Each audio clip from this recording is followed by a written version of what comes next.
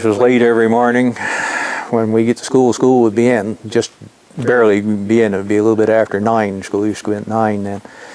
And when I come in the door, she used to sit just inside the door. And when I come in, she always said good morning and spoke to me when I come in. But she had a boyfriend then, so I had other interests too then. So a couple of years after we got together, and we were married in 1962. So tell us about your children. I have 3 children. My oldest daughter, Janet, lives in Gagetown. She's a hairdresser, and but she doesn't work at that now, and she works at the Shell station up on the Trans-Canada and at Upper Gagetown. And her husband, Jack McLaughlin, he works in Sussex. He's a stationary engineer and an industrial mechanic. She has 2 boys, and the oldest one is working in the oil and gas fields out in northern Alberta, northern BC. He's 21, and her youngest boy, Brendan, he's just going to start a heavy equipment operators course next month. And my other daughter, Linda, she lives in Alberta, and she's been there for quite a while, and her oldest son, he just went out there this spring, and he's an industrial electrician, or is working in that business now in the oil fields, I guess. And her other 2 boys, they live down around St. John, Kingston. And her youngest boy, Dustin, he's just started at computer science at UNB SJ. And his brother Joe I think he's 21. He works at a grocery store in St. John, and he works part-time on a farm. And then my son, Alan, he went to community college and took a pipe fitting course. And when he got done that, there wasn't any work at that business around here. That was back 20 years ago now or more.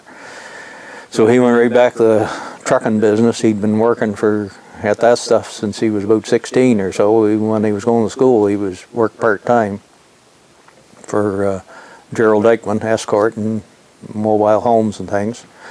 And he's drove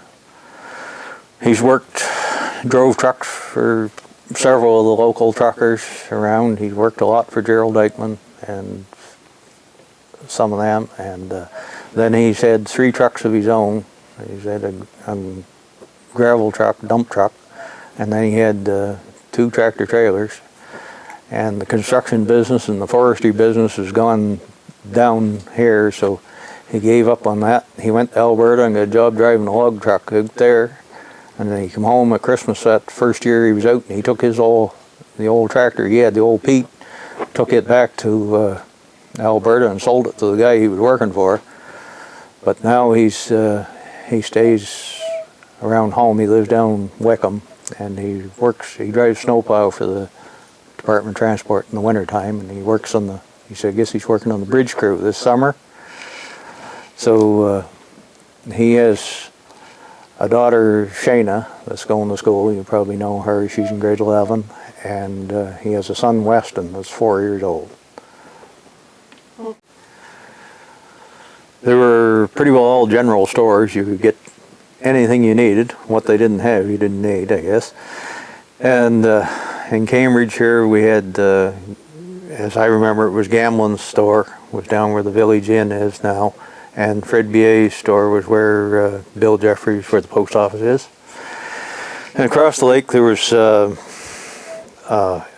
Les Cromwell's, L.H. Cromwell, was where Nan's store is. And Walter Akerley was where 9J Antiques is.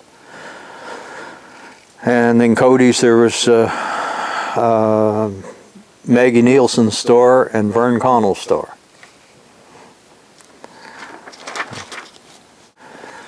We made sure there was lots of dry hardwood for heating the houses and for cooking with, and lots of potatoes and vegetables in storage, and canned food and pickles. My mother always had lots of pickles and jam and jelly and stuff like that. and we made sure there was lots of hay and grain for the animals, and we put on storm windows and storm doors on the house. We didn't have thermal panes then like there is now, so and there wasn't the insulation in the old houses, so you had to tighten everything up the best you could. So, and the outbuildings, you always closed them up, whatever you needed. And were there doctors? yes, not all the time, but we had Dr. Jenkins was in Gagetown. He was here forever, I think. He always had a great reputation as a traveling doctor, made house calls and that. And there was Dr. Jacobson, was in Hatfields Point, and there was a couple other doctors there too that I remember, but I can't remember their names. But and Dr. Walters lived right across the road from here, and he still spends part of his time here. And he saved my life in 1955. I was 13 years old, and I had a ruptured appendix. And my dad took me down to him one night after supper, and he diagnosed that there was something seriously wrong. So he put me in I think it was a Land Rover. It may have been a Jeep that he used for traveling with, and took me to Fredericton. And he had a big old English setter dog. His name was Danny, and he was well known around the community. He was something like my old boondog. He was a very social dog. He visited around, and he was sitting in the back of the Land Rover, and I know every time we went around turn, I think the old dog was asleep, and he'd fall over either on me or on Dr. Walter. So they took me to Fredericton that night to the Victoria Public Hospital and operated on me, and I'm still here. Sonny Thorne, a Legacy of History project, thanks you for sharing your life stories and memories with us. Well, thank you, Justice Shailene. I'm glad you asked me. I hope I didn't bore you to death with these things. Some of it seemed kind of dry, I imagine, to you guys, but it's been my life. This concludes our interview with Sonny Thorne. Thank you for this opportunity at Legacy of History Project.